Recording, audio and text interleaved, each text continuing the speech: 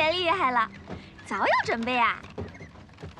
那个，歪打正着而已。那也算正道取胜，很好。对了，我劝苏小姐以后还是要多加小心。上次的鸿门宴和这次进苏府抓人，恐怕都是为了逼迫你退出皇商争夺而设的局。料到了。那就好。好什么好？这次小姐为了救你，夹着耳朵拿出来了。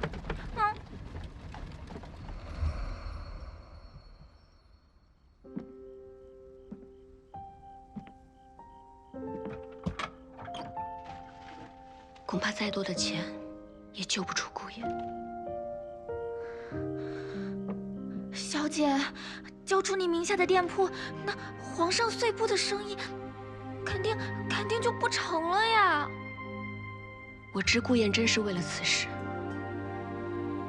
但宁毅寄入苏家，便是我苏家的人，我必须救。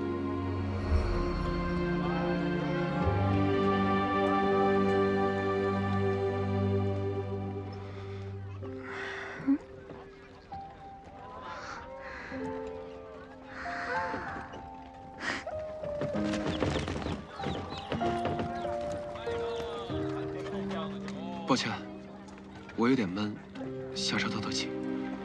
停车。